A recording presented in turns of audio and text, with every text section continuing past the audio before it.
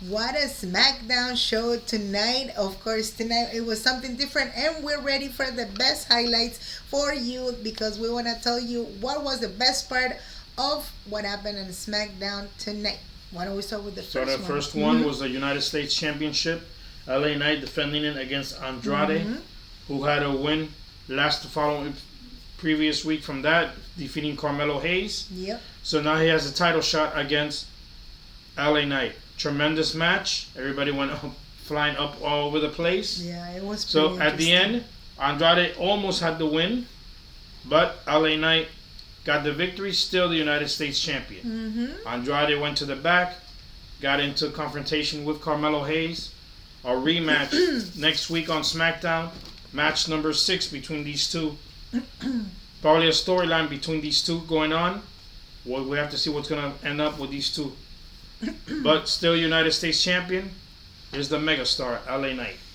But something that it really caught my attention to is that the fact that they're gonna continue the storyline between Carmelo and Andrade. I Match mean, number 6. we know clearly that there is no more title, there's no more title shot, there's no more opportunity for nothing. At the end of the day, it's just what is this the new grudge that we're seeing on SmackDown? It's a grudge too.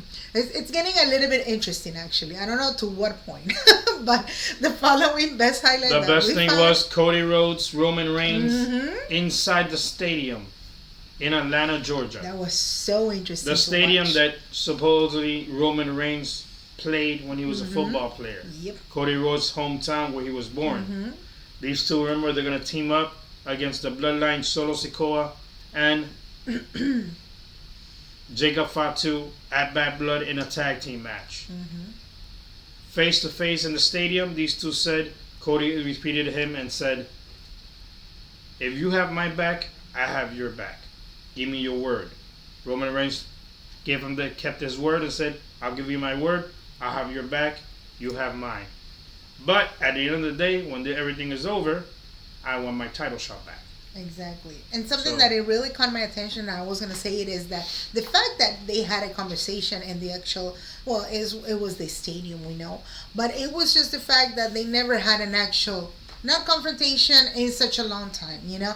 And after the story that they had before at WrestleMania, it was huge because something was missing during this whole, almost 6 months, kind of, correct? Yeah, since that, WrestleMania. yeah, that we did not see Roman Reigns, and for the past month he did not say any word about nothing, meaning of that he has not asked for any type of rematch yet or any type of opportunity to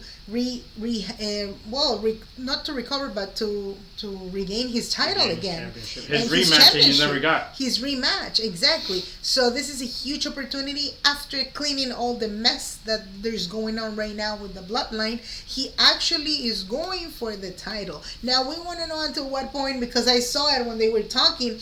Is this the opportunity for Cody Rhodes to turn heel or I not don't exactly? think so, but it's just Correct. a story they're doing between Yeah. these two together. Remember, they don't like each other. They face each other at WrestleMania. But tonight they have to be a tag team at Bad Blood. We'll see how it goes with that team. So in a certain point, they have to be unified, and I think it's gonna be the part that is gonna be much more challenging. It'll be the fact that they have to communicate in the actual ring and be connected 100% if they actually want to stop completely the bloodline, because these two members are specifically, Jacob Fatu, we know clearly, and again, Solo Sikoa are not easy to deal with in a match. It's not in a steel cage, it's a regular match.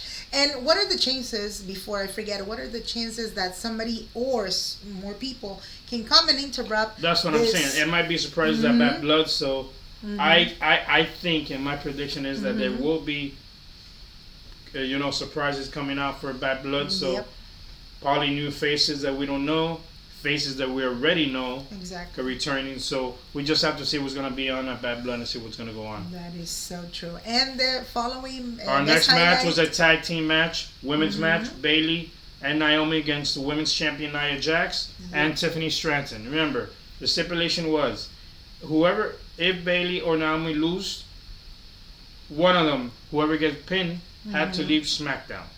Exactly. Now, or whoever wins of the two got it and pinned Nia Jax, or Tiffany Stratton gets a title shot against Nia Jax at Bad Blood for the Women's Championship. Yep. The match was wild everywhere, but at the end, both women got the pin at the same time. So that means Nick Aldis, the general manager of mine, said it backstage. Okay, what happens here? You guys know what happens here. Next week on SmackDown, one-on-one, Bayley versus Naomi. The winner will take on Nia Jax for the Women's Championship at Bad Blood. My prediction, I think it was that I want to make it a triple threat, which I still think is going to be a three-way match. I have a feeling that is not going to happen. Because when this happens next week, Nia Jax is going to interfere. Tiffany Stratton is going to interfere. The match is not going to finish. Nobody's going to get pinned. So my prediction is it's still going to be a triple threat match. We'll just have to see next week what happens. I think at the end of the day, it's not going to happen lamentably. It's just the fact that they want to see one contender facing Nia Jax only. And we know clearly that if that happens, chances are that Nia Jax, she will win and retain her title. So I think they are doing this on purpose, you know, just the fact to face only one person, because the chances, it could be, if it's a triple threat match, it could be that Nia Jax will lose it. So I think they are trying to avoid in a certain way. You know, it's a management thing that they have, and they also give a little bit of recognition to the newest champions. I noticed actually too. And I could say that it's been happening lately, and probably it could happen the same thing with Nia Jax. So I don't think that triple threat could happen, but I would love to see a triple threat action. We'll see. We just have to wait and see. Exactly. And our main event, a six-man tag team, the Bloodline. Jacob Fatu and the Women's World Tag Team Champions, the Tag Team Champions. Tama Tonga, Tangaloa, six-man tag team. Supposedly it was going to be Kevin Owens and DIY, which is Tommaso Ciampa and Johnny Gargano. When the match happened, DIY was attacked out in the back by the Bloodline. So Kevin Owens, we thought it was going to be by himself. We always thought it was going to be Randy Orton coming out. But I guess it's not. Street Profits, Angelo Dawkins and Montez Ford showed up, teamed up with Kevin Owens to get a match. At the end, the Bloodline got the victory. Well, I guess nobody got the victory. Well, nobody actually. Nobody. The referee stopped the match because everything was chaos. Everybody was running around. Everything was chaotic, like always. Chairs everywhere. But Cody Rhodes came at the end, helped Kevin Owens with a chair.